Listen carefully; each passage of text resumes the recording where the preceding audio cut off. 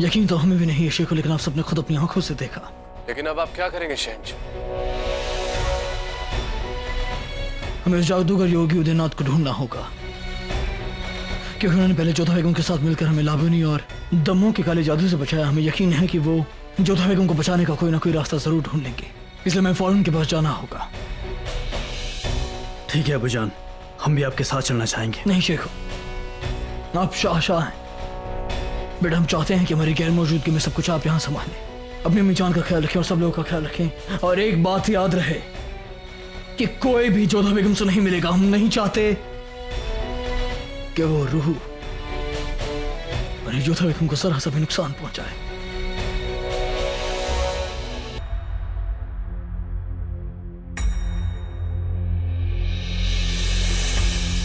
सलाम योगी उदयनाथ जी। प्रणाम शहंशाह, स्वस्थ लग रहे हो। जोधा बेगम कैसी है?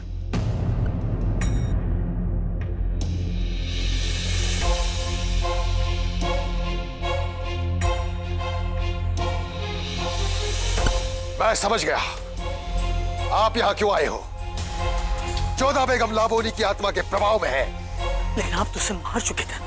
हाँ, परंतु आप भूल रहे हैं मरता केवल शरीर है, आत्मा नहीं। जिन आत्माओं की इच्छा अधूरी रह जाती है उन्हें मुक्ति नहीं मिलती। लाबोनी के भीतर तो इच्छाएं और वासनाएं भरी पड़ी हैं, अतृप्त है। इन इच्छाओं को पूरा करने के लिए उसने जोधा बेगम के शरीर पर अधिकार किया है, और इच्छाएं भी पूरी होगी और प्रतिशोध भी। सबसे पापी हैं जो हमारी मदद कर सकते हैं। मुझसे जो बन पड़ेगा अवश्य करूंगा। प्रयास करूंगा कि लाबोनी जोधा बेगम के शरीर को छोड़ दे। उसके लिए आज रात को ही मुझे उस आत्मा को यहाँ बुलाना होगा। लेकिन जोधा बेगम तो महफूज होंगी ना, उन्हें तो कोई नुकसान नहीं होगा ना। प्रयास यही रहेगा, परंतु कुछ सावधानियां बरतनी होगी।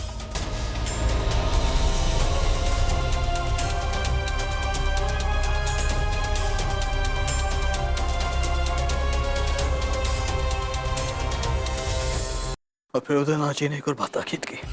मैं उस आत्मा का आह्वान करूंगा शहंशाह, उसे अपने पास आने पर विवश करूंगा। जोधा बेगम के अंदर बैठी लाबोनी की आत्मा उसे महल से बाहर लाएगी, और ध्यान रखिएगा उस समय उन्हें कोई ना रोके और ना ही कोई पीछा करे। अगर लाबोनी की आत्मा को संदेह हो गया कि ये एक चाल है तो वो बहुत बड़ी बर्बादी कर सकती है। हमें एक बात और समझ में आ गई कि जोधा बेगम का बर्ताव दिन में अलग होता है, रात में बिल्कुल अलग। रात में वो रूह ज्यादा ताकतवर हो जाती है, इसलिए कोई भी जोधा बेगम के पास नहीं जाएगा।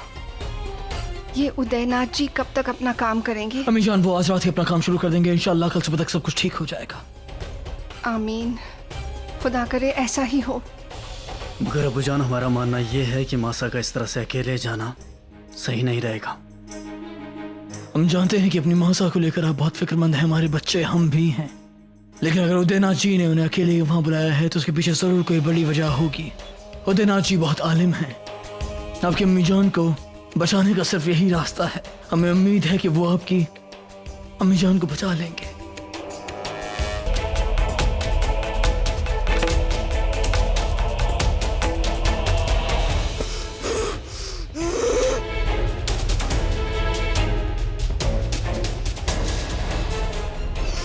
योगी उदयनाथ, तूने अच्छा नहीं किया मुझे बुलाकर।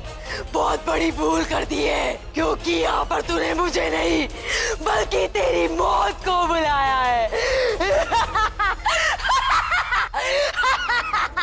कौन किसकी मौत का कारण बनता है ये तो ईश्वर ही तय करता है लाबोनी।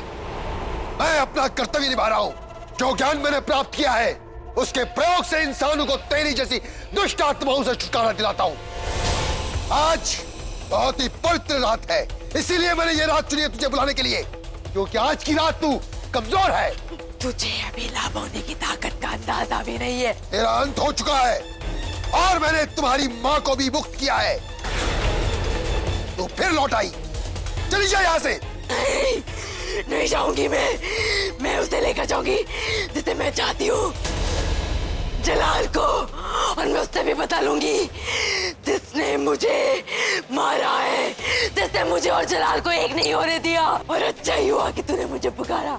क्योंकि तूने ही जोधा की मदद की थी ना मुझे मारने में। आज मैं अपना बदला लूंगी। मैं तेरी ये मंशा पूरी नहीं होने दूंगा लाबोनी। तुझे ये शरीर छोड़कर जाना ही होगा।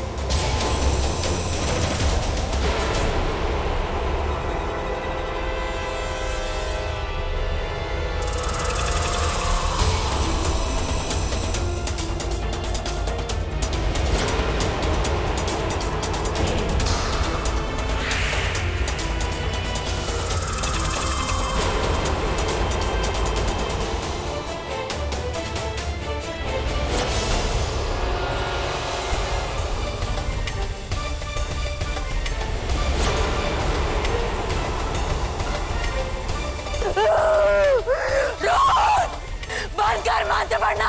और मैं तुम्हारे के छोड़ बना। मार डालूंगी मैं तुझे।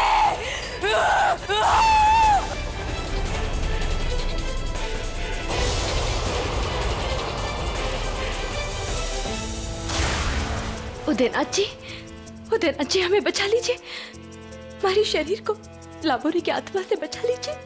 हमें बचा लीजिए।